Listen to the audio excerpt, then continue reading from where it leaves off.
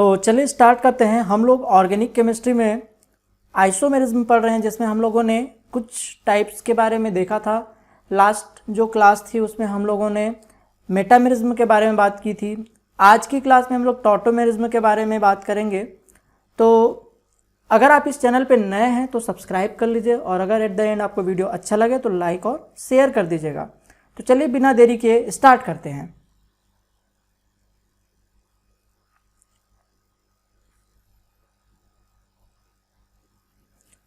तो चलिए देखिए, आइसोमेरिज्म में हम लोगों ने 5 टाइप के आइसोमेरिज्म के बारे में बात की थी, और आज हम लोग स्टार्ट कर रहे हैं टॉटोमेरिज्म। टॉटोमेरिज्म को हम और हिंदी में क्या बोलते हैं? चलावयवता। ओके, तो चलिए देखते हैं कि ये एक्चुअली है क्या। सबसे पहले तो टॉटोमेरिज्म को हम और क्या बोलते हैं? डेस्मोट्रोपिज्म। और भी इसके बहुत सारे नाम हैं, अभी हम लोग आगे देखते हैं। तो टॉटोमेरिज्म में क्या होता है, बेसिक कंसेप्ट के बारे में देखते हैं कि टॉटोमेरिज्म में होता यह है कि जो मॉलिक्यूलर फार्मूला जो होगा, मॉलिक्यूलर फार्मूला सेम होगा, कार्बन स्केलेटन जो होगा कंपाउंड का वो भी सेम होगा, और but position of the protons and electrons जो होगा ये डिफर करेगा, डिफरेंट होगा, ये अनइक्वल होगा। मतलब यहाँ पे डिफरेंस किस में आ रहा है? पोजीशन, वो भी किसका? प्रोटॉन का, है ना। प्रोटॉन्स का यहाँ पे पोजीशन बदल रहा है। यहाँ हम बोल सकते हैं एक्टिव हाइड्रोजन का यहाँ पे चेंज आ रहा है, लोकेशन बदल रहा है। ठीक है, तो चलिए देखते हैं। Tautomers are isomers of a compound which differ only in the position of the protons and electrons. सिर्फ क्या डिफरेंट आ रहा है यहाँ पे? प्रोटॉन एंड इलेक्ट्रॉन का पोजीशन बदल रहा है। The carbon skeleton of compound is unchanged. Carbon skeleton जो होगा वो कंपाउंड का क्या होगा? अनचेंज्ड होगा।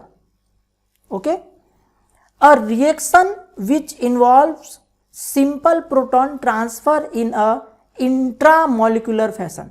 इंट्रामोलिकुलर फैशन का मतलब बोल सकते हैं हम लोग, एक जो मॉलिक्यूलर स्ट्रक्चर होगा, ठीक है, जो मॉलिक्यूलर स्ट्रक्चर होगा उसका जो बनावट होगा उसी के अंदर ही जो हमारा प्रोटॉन है उसका ट्रांसफर हो रहा होगा, माइग्रेशन हो रहा होगा, है ना। तो इसलिए इसको हम बोल रहे हैं टॉटोमेरिज्म। टॉटोमेरिज्म का मतलब होता है चलावयवता। चलावयवता मतलब हो रहा है यहाँ पे कोई भी चीज काइनेटिक कंडीशन में है। ठीक है, चलिए देखते हैं काइनेटिक या डायनेमिक कंडीशन में है। यहाँ पे डायनेमिक कंडीशन हम लोग बोल सकते हैं, तो समझते हैं। Sometimes the terms tautomerism is also called as desmotropism. हम इसको कभी कभी क्या बोलते हैं? डेस्मोट्रोपिज्म, जो कि ग्रीक वर्ड से डेराइव्ड है। डेस्मोस का मतलब होता है बॉन्ड, एंड ट्रोपोस का मतलब होता है टर्न या शिफ्ट। तो मतलब बॉन्ड जो होगा वो शिफ्ट हो रहा है यहाँ पे, है ना, जो बॉन्ड है वो शिफ्ट हो रहा है। अब देखिए, since the interconversion of two forms involves a change of bonds और dynamic isomerism as the two forms are in dynamic equilibrium with each other. यानी कि यहाँ पास डायनेमिक इक्विलिब्रियम होगा, गतिक साम्यावस्था होगी। गतिक साम्यावस्था का मतलब दोनों ही फॉर्म एक दूसरे में चेंज होते रहेंगे लगातार, और इक्विलिब्रियम मेंटेन करके रखेंगे, है ना। क्योंकि यहाँ पास बॉन्ड की शिफ्टिंग होगी, इसके एक से ज्यादा रूप होंगे जो कि डायनेमिक इक्विलिब्रियम में होंगे। यानी कि जो पहला फॉर्म होगा वो दूसरे फॉर्म में चेंज होता रहेगा, और जो दूसरा फॉर्म होगा वो पहले फॉर्म में चेंज होता रहेगा, और इसके बीच का एक इक्विलिब्रियम मेंटेन रहेगा, है ना। Other name of tautomerism are, इसके और कुछ भी नाम है, याद रखिएगा। इसको हम बोलते हैं क्रिप्टोमेरिज्म।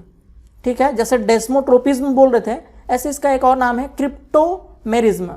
इसके अलावा हम इसको एलिलोट्रोपिज्म भी बोलते हैं, या कभी कभी मीरोट्रोफी, इसको हम क्या बोलते हैं? Merotropy. However tautomerism is the most widely accepted terms. तो इसके बहुत सारे नाम तो हैं, बट सबसे ज़्यादा एक्सेप्टेड जो नाम है या ज़्यादा प्रचलन में जो नाम है वो टॉटोमेरिज्म ही है। तो हम लोग इसको टॉटोमेरिज्म के ही नाम से ज़्यादातर इसको इस्तेमाल करेंगे। ठीक है, चलिए इसको समझते हैं।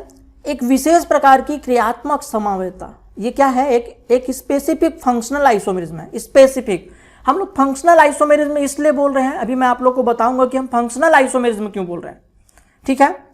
तो ये एक स्पेसिफिक टाइप का विशेष प्रकार का क्या है, क्रियात्मक समावयवता है, यानी कि फंक्शनल आइसोमेरिज्म है, जिसमें क्रियात्मक समावयवी यानी कि जो फंक्शनल आइसोमर्स होंगे परस्पर गतिक साम्यावस्था में होंगे, यानी कि डायनेमिक इक्विलिब्रियम में होंगे, ठीक है।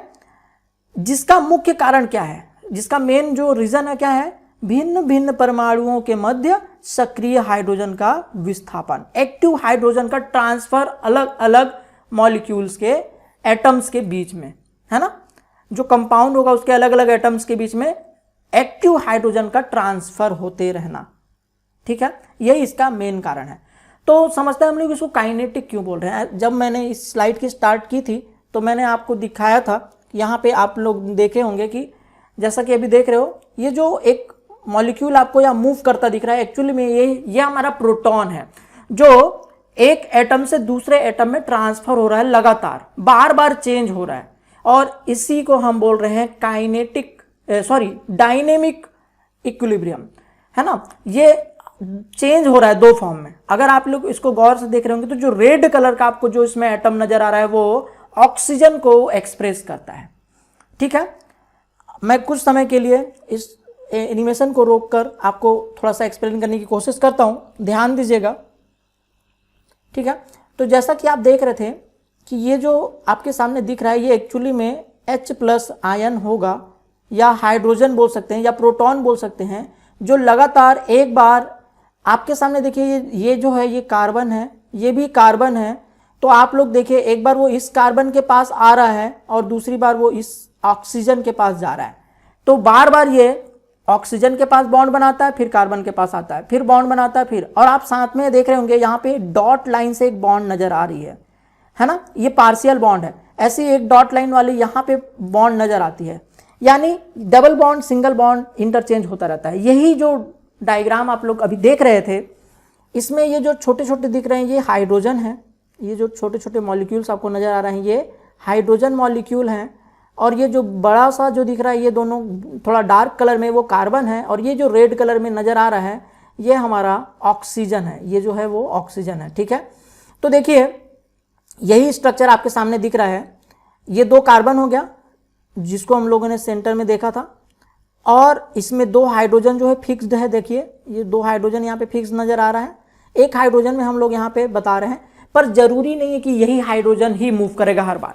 हालांकि हमने यहाँ पे एक हाइड्रोजन में डायनेमिक मोशन को बताने की कोशिश की है, लेकिन इनमें से तीनों में से कोई भी हाइड्रोजन वैसा मूव कर सकता है कि पहली बार यहाँ से एक हाइड्रोजन इधर गया था तो अगली बार दूसरा हाइड्रोजन जा सकता है, कुछ कह नहीं सकते, क्योंकि तीनों ही सिमिलर हाइड्रोजन है, तीनों ही सिमिलर हाइड्रोजन है, ठीक है। और ये CH3 जो है देखिए वो ये वाला है, यहाँ से जो दिख रहा है आपको, जिससे एक्चुअली में ये जो आपका टर्मिनल दिख रहा है यहाँ पास CH3 भी हो सकता है, हाइड्रोजन भी हो सकता है, इसको ध्यान देखना, यहाँ पे हाइड्रोजन है पर ये CH3 भी हो सकता है। हमारा मॉलिक्यूल इससे मिलता जुलता मॉलिक्यूल है जिसमें ये आपको इक्विलिब्रियम दिखने को मिलेगा। अब चलिए देखते हैं, समझते हैं। इसका 2 फॉर्म होता है, एक तो होता है जिसमें डबल बॉन्ड O वाला फॉर्म दिख रहा है, तो इसको हम बोलेंगे कीटो फॉर्म। इसको क्या बोल देंगे? कीटो फॉर्म, क्योंकि ये कीटोन जैसा स्ट्रक्चर है ना।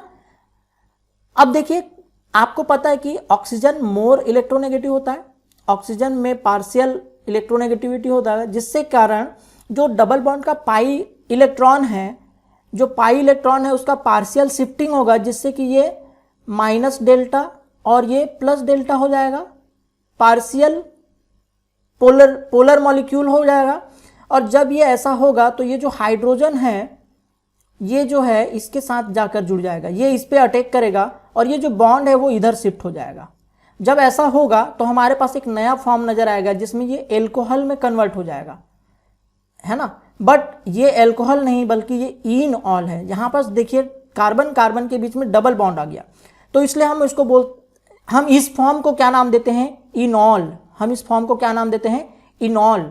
और जैसे ही ये कंडीशन होगा, क्योंकि ये ऑक्सीजन इलेक्ट्रोनेगेटिव है, ये क्या करेगा? वापस से इलेक्ट्रॉन को अपने तरफ खींचेगा, जिससे कि प्रोटॉन जो होगा वो रिलीज हो जाएगा और जब ये रिलीज होगा तो ये डबल बॉन्ड क्या हो जाएगा, इधर शिफ्ट होगा, और ऐसे कंडीशन में ये जो पाई इलेक्ट्रॉन था ये हाइड्रोजन को बॉन्ड बनाने में मदद करेगा। तो इस तरीके से बार बार ये एक दूसरे में इंटरचेंजेबल होगा, लेकिन इन दोनों ही फॉर्म में एक फॉर्म ज़्यादा स्टेबल होगा एज कंपेयर टू दूसरे, है ना। दोनों ही फॉर्म में दोनों इक्वल स्टेबल नहीं होगा, कभी कभी इक्वल स्टेबल भी हो सकता है, पर ज़्यादातर केसेस में होता यह है कि इन दोनों फॉर्म में एक फॉर्म ज़्यादा स्टेबल होता है। इसके बारे में हम लोग आगे की स्लाइड में बात करेंगे कि ऐसा क्यों होता है, ठीक है। तो आई होप आप लोगों को टॉटोमेरिज्म का मतलब समझ में आ गया होगा। चलिए एक बार फिर से देखते हैं। आप लोग देख पा रहे होंगे कि मॉलिक्यूल के बीच में किस तरीके से प्रोटॉन शिफ्ट हो रहा है लगातार, काइनेटिक जो है इक्विलिब्रियम मेंटेन करते हुए। तो इसी प्रोसेस को हम बोल रहे हैं यहाँ पास टॉटोमेरिज्म। ये जो प्रॉपर्टी है इसको टॉटोमेरिज्म बोलते हैं, ठीक है। चलिए देखते हैं टॉटोमेरिज्म के बारे में जो हम लोगों ने अभी बात की है, इसमें कुछ पॉइंट्स को और डिस्कस करते हैं। There are several types of tautomerism. अभी टॉटोमेरिज्म तो मैंने आपको एक एग्जाम्पल से बता दिया, पर सिर्फ इतने ही एग्जाम्पल नहीं होते, इससे भी और बहुत सारे भी इसके टाइप्स होते हैं। तो there are several types of tautomerism of which keto enol tautomerism is the most important. मतलब इसके अलावा भी हमको टॉटोमेरिज्म देखने को मिलेगा, पर जिसमें से ज़्यादा अगर बोलें तो कीटोइनॉल जो टॉटोमेरिज्म है, जहाँ कीटो फॉर्म और इनोल फॉर्म में इंटरचेंज होते रहता है, इस टाइप का टॉटोमेरिज्म ज़्यादा इंपॉर्टेंट, या बोल सकते हैं ज़्यादा यहाँ पे इस हमारे सिलेबस के अकॉर्डिंग ये इंपॉर्टेंट है। In this type one form, यानी कि जो पहला टॉटोमर होगा, exist as a ketone while other exist as an enol. तो एक जो फॉर्म होगा वो कीटो फॉर्म होगा, जबकि दूसरा जो होगा वो इनोल के फॉर्म में होगा। The two simplest examples are the acetone and phenol. Acetone और फिनोल इसका एक बहुत ही सिंपल एग्जाम्पल है जो कीटो इनोल फॉर्म वाला टॉटोमेरिज्म शो करता है। The conversion of a keto form into enol form is known as enolization. अगर कीटो फॉर्म इनोल फॉर्म में चेंज होगा तो इसको बोलेंगे इनोलाइजेशन, ठीक है।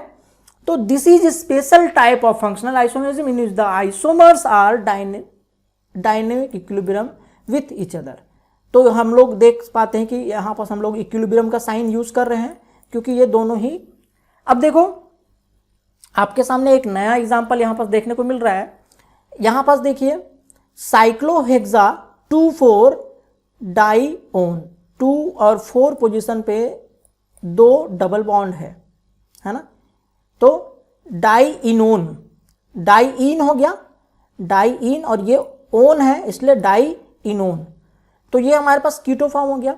अभी इसका जो दूसरा फॉर्म होगा उसमें ये, क्योंकि क्या हो जाएगा, पार्शियल शिफ्टिंग होगा, तो डबल बॉन्ड इसके अंदर आ जाएगा और ये OH के फॉर्म में हो जाएगा, क्योंकि यहाँ पास एक 2 हाइड्रोजन है। देखो यहाँ पास 2 हाइड्रोजन है प्रेजेंट, तो 2 में से 1 हाइड्रोजन इधर शिफ्ट हो जाएगा और ये दूसरा फॉर्म बनेगा। फिर हमारे पास हर बार देखिएगा जब भी मैं आपके सामने इस टाइप का फॉर्म प्रेजेंट करूँगा, वहाँ पर मैं आपको इस टाइप का कुछ परसेंटेज के फॉर्म में बताऊंगा। तो देखिए लेस देन 1%, यहाँ पे ग्रेटर देन 99.9%। इसका मतलब मोर स्टेबल जो होगा ये फिनोल फॉर्म होगा। इसके पीछे कारण क्या है ये मैं आप लोग को आगे की स्लाइड्स में बताऊंगा, बट यहाँ पर फिर भी मैं बता दे रहा हूँ, क्योंकि ये एरोमेटिक फॉर्म आ गया है। तो एरोमेटिक अगर कहीं पर बन जाता है किसी भी मॉलिक्यूल के बॉन्ड के शिफ्ट होने से, तो aromatic compound is more stable. हमेशा याद रखिएगा, नॉन एरोमेटिक के कंपेरिजन में एरोमेटिक फॉर्म जो होगा वो ज़्यादा स्टेबल होगा, ठीक है। इसलिए यहाँ पास ये जो फॉर्म है इनोल फॉर्म, ये ज़्यादा देखने को मिल रहा है, जबकि कीटो फॉर्म यहाँ पास कम देखने को मिल रहा है, ठीक है। तो चलिए डिस्कस करते हैं एक के बाद एक इसके फैक्ट्स के बारे में। देखो हम लोगों ने अभी थोड़ी देर पहले बात की थी कि इसके टाइप्स होते हैं। अगर इसके टाइप्स होते हैं तो हम लोग पहला जो टाइप बात कर रहे हैं वो है कीटो इनोल। तो हमारा केस फर्स्ट याद रखिएगा, केस फर्स्ट ये बता रहा है कि हम अभी जो डिस्कस कर रहे हैं वो है कीटो इनोल आइसोमेरिज्म या टॉटोमेरिज्म के बारे में, है ना। कीटो इनोल आइसोमेरिज्म या टॉटोमेरिज्म के बारे में हम लोग अभी डिस्कस कर रहे हैं। अब देखो कीटो इनोल आइसोमेरिज्म शो करने के लिए क्या क्या कंडीशन होनी चाहिए। एक तो पहले मैंने आप लोग को एक शॉर्ट चीज बताई दी थी कि मॉलिक्यूलर फॉर्मूला सेम होगा, कार्बन स्केलेटन भी जो होगा वो सेम होगा, बस पोजीशन प्रोटॉन का बदल रहा है या इलेक्ट्रॉन का बदल रहा है। लेकिन फिर भी यहाँ पे कब ऐसा हो पाएगा, तो हम कुछ कंडीशंस के बारे में बात करते हैं। only such aldehyde and ketones in which at least one active hydrogen is present. ऐसा कीटोन या एल्डिहाइड जिसमें कम से कम एक एक्टिव हाइड्रोजन प्रेजेंट होगा, वही टॉटोमेरिज्म, कीटोइनोल टॉटोमेरिज्म शो करेगा, है ना। केवल ऐसे एल्डिहाइड एंड कीटोन जिनमें कम से कम एक सक्रिय हाइड्रोजन उपस्थित हो, कीटोइनोल समावयवता दर्शाते हैं। अब ये जो आपके सामने एक बात आ रही है कि ये एक्टिव हाइड्रोजन है क्या, तो याद रखिएगा जहां पास भी कीटो या डबल बॉन्ड ओ वाला जहां पे फंक्शनल ग्रुप दिखेगा, उससे डायरेक्टली जुड़े हुए कार्बन से जो हाइड्रोजन जुड़ा होता है, यानी अल्फा कार्बन से जो हाइड्रोजन जुड़ा होगा उसी को हम एक्टिव हाइड्रोजन बोलते हैं। और दूसरी एक और कंडीशन याद रखिएगा कि वो जो हाइड्रोजन हो वो sp3 हाइड्रोजन होना चाहिए, वहां पास sp3 हाइब्रिडाइजेशन होना चाहिए, ठीक है। तो sp3 जो है वो ज़्यादा मतलब कब उसको ध्यान रखना पड़ेगा मैं आगे के एग्जाम्पल्स में बताऊंगा। फिलहाल ये याद रखिए कि अल्फा कार्बन से जुड़ा हुआ हाइड्रोजन कम से कम एक होना ही चाहिए, तभी ये कीटोइनोल टॉटोमेरिज्म पॉसिबल है। ओके, तो चलिए देखते हैं। यहां पास ये कीटो फॉर्म है, देखिए, है ना। अब आपको मैंने बताया था कि ऑक्सीजन ज़्यादा इलेक्ट्रोनेगेटिव होता है तो ये क्या करता है, जो पाई बॉन्ड है उसको अपनी तरफ खींचता है, जिससे कि पार्शियल यहाँ पे नेगेटिव आ जाएगा, है ना, और यहाँ पे पार्शियल पॉजिटिव आ जाएगा, पार्शियल पॉजिटिव। तो नेगेटिव जैसे ही आएगा वहाँ पास ये हाइड्रोजन जो है वो अटैक कर देगा और बॉन्ड इधर शिफ्ट हो जाएगी, तो हमारे पास अगला जो फॉर्म आ जाएगा वो एल्कोहल बन जाएगा और ये मतलब इनोल, ठीक है।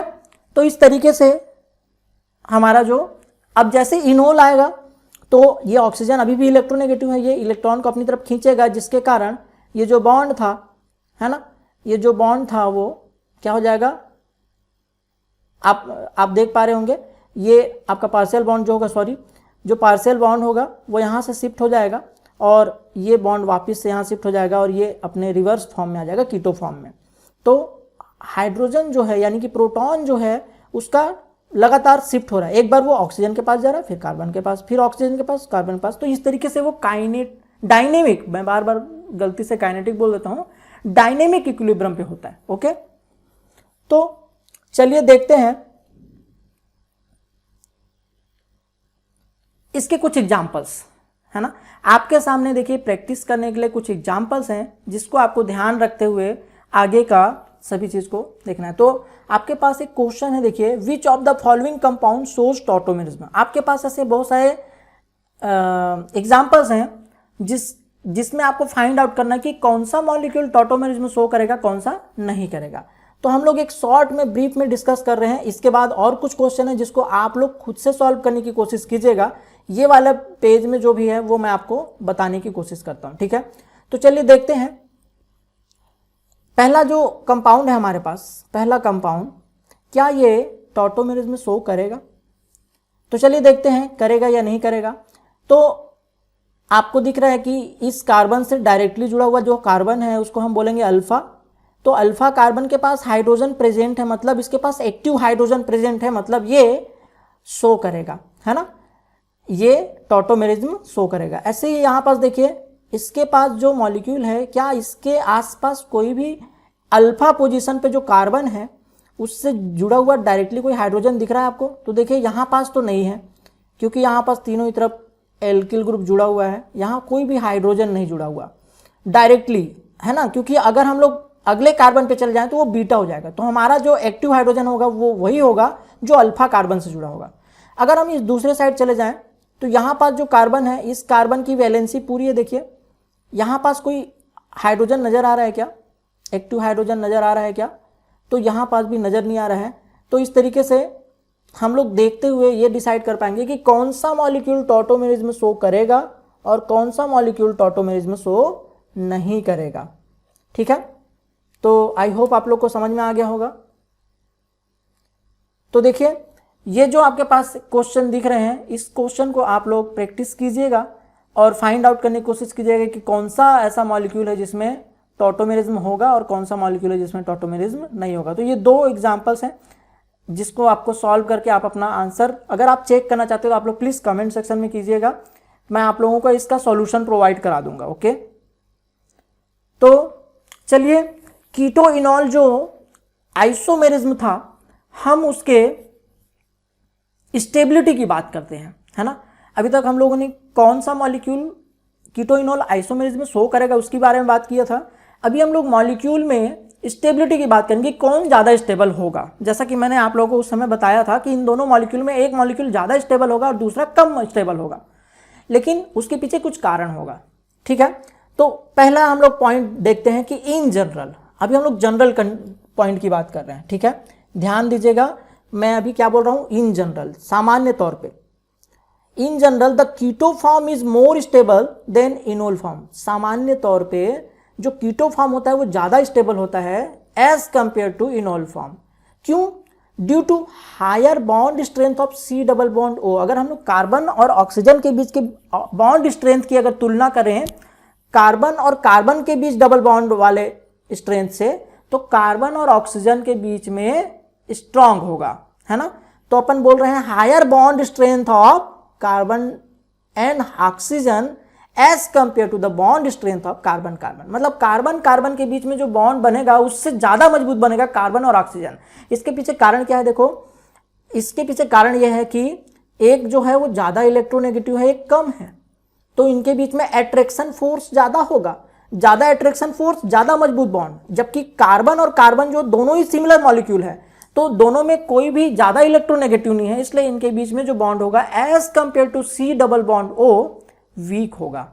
तो जो बॉन्ड ज्यादा मजबूत होगा वो ज्यादा स्टेबल फॉर्म होगा। इसीलिए कीटो फॉर्म जो होता है वो ज्यादा स्टेबल होता है as compare to enol form. Enol form के तुलना में कीटो फॉर्म जो होगा वो ज्यादा स्टेबल होगा, ठीक है। तो आपके सामने एग्जाम्पल है, देखिए पहला एसिटल्डिहाइड का। एसिटल्डिहाइड का हमारा जो है इथेनॉल के साथ ऐसा क्या होगा, टॉटोमेरिज्म शो करेगा। और ज्यादा स्टेबल फॉर्म कौन सा होगा? कीटो फॉर्म होगा, क्योंकि C double bond O is more stable as compare to C double bond C, है ना। बॉन्ड स्ट्रेंथ ज्यादा होगी C डबल बॉन्ड O के बीच। ऐसे दूसरा एग्जांपल देखिए यहाँ पास, साइक्लोब्यूटेनोन। साइक्लोब्यूटेनोन में कीटो फॉर्म में इस टाइप से बॉन्ड शिफ्टिंग होगी, जैसा कि मैंने आप यहाँ पे शो कर रखा है एरो से, आप लोग देख सकते हैं। तो साइक्लोब्यूटेनोन जो होता है वो साइक्लोब्यूट 1 इनोल फॉर्म होगा। तो यहाँ पास भी C डबल बॉन्ड O वाला जो होगा वो ज़्यादा स्ट्रांग होगा, इसलिए मोर स्टेबल है। ये जनरल कंडीशन है। ये जो हम लोगों ने भी कंडीशन की बात की है वो है जनरल कंडीशन। लेकिन जब हम लोग बात करेंगे कि अगर ऐसा कंडीशन हो सकता है कि कीटो फॉर्म जो कि ज़्यादा स्टेबल था वो लेस स्टेबल हो सकता है, कब? तो हम लोग दूसरा कंडीशन की बात कर रहे हैं। अभी जो हम लोग बात कर रहे हैं वो दूसरा, जनरल कंडीशन नहीं, अभी स्पेशल कंडीशन की बात कर रहे हैं। But in some compounds the enol form is more stable than keto form which may be due to resonance, aromatic और हाइड्रोजन बॉन्डिंग। तो कारण क्या है? कभी कभी इनोल फॉर्म जो होता है वो ज़्यादा स्टेबल होता है as compare to keto form, क्योंकि वहाँ पास हो सकता है रेजोनेंस होता होगा, क्योंकि रेजोनेंस के कारण मॉलिक्यूल की स्टेबिलिटी बढ़ती है, या अगर कंपाउंड एरोमेटिक बन जाता है तो उसकी स्टेबिलिटी बढ़ती है, या हाइड्रोजन बॉन्डिंग हो जाता है तो भी उसकी स्टेबिलिटी बढ़ जाती है। तो आप देख पा रहे हैं यहाँ पास एक एग्जाम्पल है, एग्जाम्पल नंबर 1, जिसमें कीटो फॉर्म दिया हुआ है ब्यूट 3 इनल, है ना, ब्यूट 3 इनल। तो यहाँ पास आप लोग देख पा रहे होंगे ये जो पहला जो मॉलिक्यूल है ब्यूट 3 इनल, ये कीटो फॉर्म है। लेकिन जब हम इसका इनोल फॉर्म बनाते हैं तो देखिए डबल बॉन्ड अल्टरनेट पोजीशन पे आ जाते हैं। डबल बॉन्ड जो होते हैं वो अल्टरनेट पोजीशन पे आ जाते हैं। अगर डबल बॉन्ड अल्टरनेट पोजीशन पे होंगे, double bond single bond, double bond single bond, तो वहां पास आ जाता है रेजोनेंस। और जब रेजोनेंस आ जाता है तो रेजोनेंस के कारण मॉलिक्यूल की स्टेबिलिटी बढ़ जाती है। तो यहां पास enol form is more stable due to resonance. Okay, I hope आप लोग को ये पॉइंट समझ में आ गया होगा। एक दूसरा एग्जांपल देखते हैं। देखिए एग्जांपल 2 जो है, यहां पास हमारे पास जो कीटो फॉर्म है आपके सामने एक नजर आ रहा है। देखिए अब यहां पास थोड़ा सा स्टेबिलिटी का जो डिफरेंस आ रहा है उसके लिए पीछे कंसेप्ट अलग है। आप लोग देख पा रहे हैं यहाँ पे कीटो फॉर्म है, एक स्ट्रक्चर दिया हुआ है CH3 C double bond O CH2 C double bond O CH3। अब इसका जो इनोल फॉर्म होगा उसमें क्या हो जाएगा, ये जो था ये एल्कोहल में बदल जाएगा। तो देखिए यहाँ पे OH हो गया, देन यहाँ पास जो है बॉन्ड शिफ्ट होगा और डबल बॉन्ड O आ जाएगा। तो ये जो CH था यहाँ पास डबल बॉन्ड हो गया। तो आप देख पा रहे हैं यहाँ पास O, यहाँ पास OH, तो इसके बीच में एक हाइड्रोजन बॉन्डिंग हो रही है। यहाँ पास देखिए हाइड्रोजन बॉन्डिंग हो रही है, इंट्रामॉलिक्यूलर हाइड्रोजन बॉन्डिंग, एक ही मॉलिक्यूल के अंदर हाइड्रोजन बॉन्डिंग होना। हाइड्रोजन बॉन्डिंग के कारण उसकी स्टेबिलिटी बढ़ जाएगी। तो यहाँ पास ये मॉलिक्यूल जो इनोल फॉर्म होगा ये मोर स्टेबल होगा due to resonance and H bonding. देखो रेजोनेंस क्यों, रेजोनेंस इसलिए क्योंकि डबल बॉन्ड जो है वो अल्टरनेट पोजीशन पे है। देखिए C डबल बॉन्ड, C यहाँ पास, फिर एक सिंगल बॉन्ड, फिर यहाँ डबल बॉन्ड। तो double bond single bond double bond यानी कि रेजोनेंस, और दूसरा हाइड्रोजन और ऑक्सीजन के बीच में हाइड्रोजन बॉन्डिंग। तो ये दो रीजन है जिसकी वजह से यहाँ पास मॉलिक्यूल की स्टेबिलिटी बढ़ जा रही है। ठीक है, तो देखिए कभी कभी केमिस्ट्री में ये नहीं पूछेगा आपसे वहां पास टॉटोमेरिज्म, वहां पास ये पूछ सकता है कि इन कंपेरेटिवली दोनों में मोर स्टेबल कौन सा, या बोल देगा कि इन दोनों में कीटो फॉर्म मोर स्टेबल है, बट उसका कारण पूछ लेगा कि ड्यू टू वहां पे 3-4 आपके पास ऑप्शन दे दिए। ठीक है, तो आई होप आप लोग को ये पॉइंट समझ में आ गया होगा। चलिए एक और लास्ट एग्जांपल देख लेते हैं जिसमें हम बात कर लेते हैं जो दूसरे और कंसेप्ट है ना। तो जैसे आपके सामने देखिए एक और मॉलिक्यूल दिख रहा है, इस मॉलिक्यूल में आप देख पा रहे होगे कीटो फॉर्म है। ये कीटो फॉर्म में जब हाइड्रोजन बॉन्ड शिफ्ट होगा तो यहाँ पास ये वाला फॉर्म नजर आ जाएगा जिसको हम बोलेंगे इनोल, और enol form is more stable due to resonance and H bonding, क्योंकि यहाँ पे भी डबल बॉन्ड, फिर सिंगल बॉन्ड, फिर डबल बॉन्ड अल्टरनेट पोजीशन पे है, तो रेजोनेंस भी होगा और हाइड्रोजन बॉन्डिंग भी हो रहा है। तो ये दोनों यहाँ पे कारण होगा इस मॉलिक्यूल की स्टेबिलिटी बढ़ाने के लिए। ठीक है, दूसरा जो कारण है देखिए यहाँ पास एक और एग्जाम्पल है, यहाँ पास आपके पास कीटो फॉर्म है, ये कीटो फॉर्म लेस स्टेबल है ना, और इनोल फॉर्म यहाँ पे जो है वो मोर स्टेबल है। क्यों, क्योंकि देखो जब ये कीटो फॉर्म में है तब यहाँ पास एरोमेटिक नहीं है, पर अब ये जो रिंग है वो एरोमेटिक रिंग में कन्वर्ट हो गया इनोल फॉर्म में। तो जब एरोमेटिक कंपाउंड बन जाएगा तो उसकी स्टेबिलिटी नॉन एरोमेटिक के कंपैरिजन में बढ़ जाएगी, इसलिए इनोल फॉर्म यहाँ पास मोर स्टेबल है ड्यू टू एरोमेटिक। ओके, तो आई होप आपको ये कंसेप्ट समझ में आ गया होगा कि कीटो फॉर्म, इनोल फॉर्म एक टॉटोमेरिज्म है, और इस टॉटोमेरिज्म के कारण मॉलिक्यूल दो अलग अलग रूप में पाए जाते हैं जो कि डायनेमिक इक्विलिब्रियम पे होते हैं, और उन दोनों ही मॉलिक्यूल में एक मॉलिक्यूल ज़्यादा पाया जाता है एज कम्पेयर टू दूसरा वाला जो फॉर्म होगा, उसके पीछे है more stable due to bond strength carbon and oxygen के बीच, हम जनरल अगर बात करें तो। लेकिन अगर वहाँ पास कोई हाइड्रोजन बॉन्डिंग हो रही होगी, कोई रेजोनेंस हो रहा होगा, या कोई एरोमेटिक कंपाउंड बन रहा होगा, तब उस केस में जो इनोल फॉर्म है वो मोर स्टेबल होगा, और जनरल केस में कीटो फॉर्म जो होगा वो ज़्यादा स्टेबल होगा। तो आई होप आप लोग को ये पॉइंट समझ में आ गए होंगे। तो चलिए हम लोग नेक्स्ट क्लास में देखेंगे, जो हमारा नेक्स्ट क्लास होगा इसमें हमारा सेकेंड जो टाइप है, केस सेकेंड जो हम लोग है उसकी बात करेंगे। हम लोग अभी टॉटोमेरिज्म को एक और क्लास में देखने वाले हैं जहाँ पे हम कीटो इनोल फॉर्म की बात नहीं करेंगे, बजाय कीटो इनोल फॉर्म के हम दूसरे फॉर्म की बात करेंगे। वहाँ पे हम नाइट्रो कंपाउंड्स में टॉटोमेरिज्म देखने वाले हैं, है ना, नाइट्रो, एसी नाइट्रो वहाँ पे हम देखेंगे। तो आप लोग मिस मत कीजिएगा। अगर आपको कोई भी डाउट रहता है प्लीज़ आप लोग कमेंट सेक्शन में लिखिए, और अगर आपको वीडियो समझ में आता है, आपको अगर आपके लिए हेल्पफुल लगता है तो अपने फ्रेंड्स को भी इसको शेयर कीजिएगा। ठीक है, अगर आप इस चैनल पे नए हैं तो सब्सक्राइब कर लीजिए, आपको वीडियो अच्छा लगा तो लाइक और शेयर कर दीजिएगा। तो चलिए मिलते हैं नेक्स्ट क्लास में। Thank you.